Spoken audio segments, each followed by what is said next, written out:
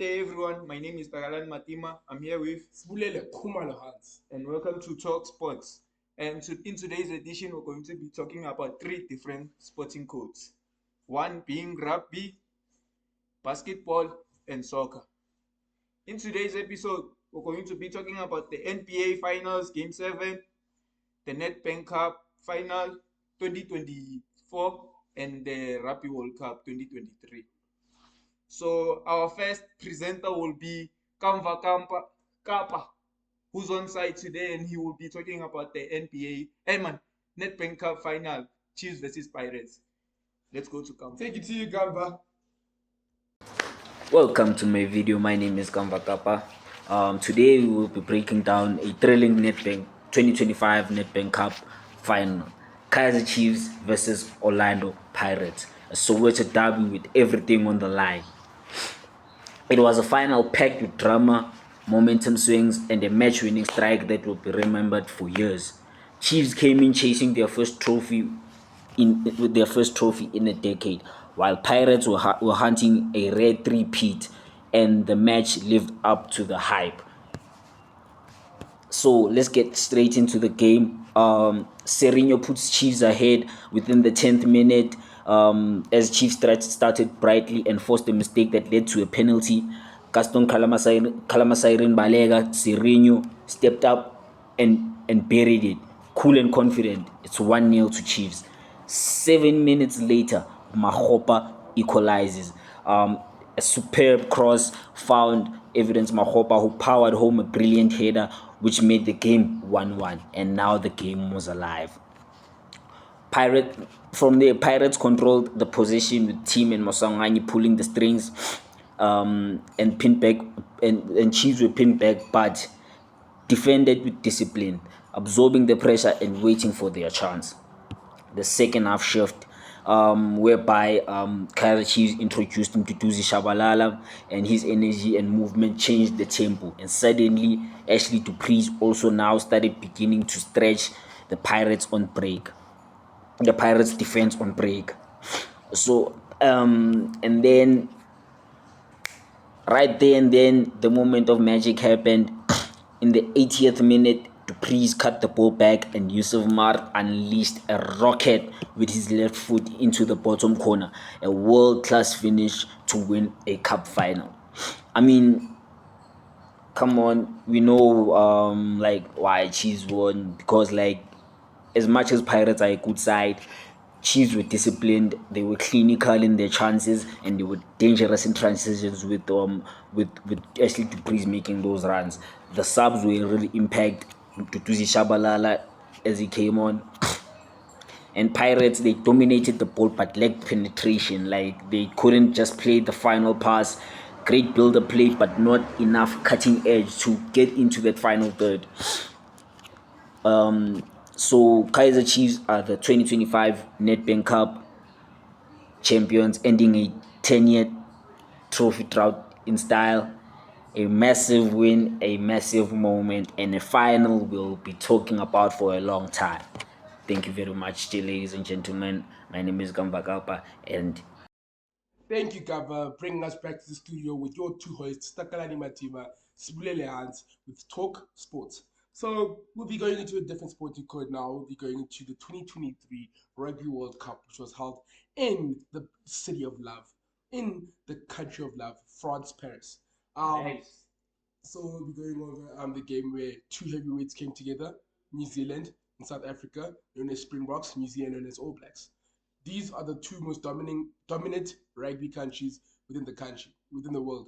We've got Springboks with their 3 World Cups coming into the final, and we have New Zealand with their 3 World Cups coming to the final, with the other one playing more finals and the other one playing less. The outcome was amazing.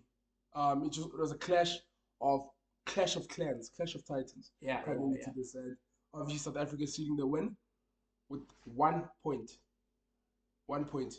Previous 2 games, they've won their games with 1 point. So coming into this game was just so ironically, amazingly good. So, what are your thoughts on that game, that 1 point game win? Thank you for that, Sibulele Hans. My thoughts are Henry Pollard became a machine after that quarter-final game against France. Till the final. So with South Africa winning by just 1 point means that it was just destiny for them to get their fourth World Cup. So South Africa played well. Sibulele Hans, thank you for that. Okay, going into it, a star of the match actually, besides Andre Pollard in that game. He's a sleeping beast. Not much to know him. Doesn't speak much. Peter Steph coming into the game and accumulating 28 tackles in one final, which has never been done. It's a lot to get 28 tackles in one game, but that meant to get he was chasing after people as if he's chasing after a cargo paper running around the street. I mean, this game was just a highlight of highlights. South Africa was securing their fourth World Cup. Going back to their country, Siya Kolisi with 2 World Cups, the first black captain in history for a country in the World Cup.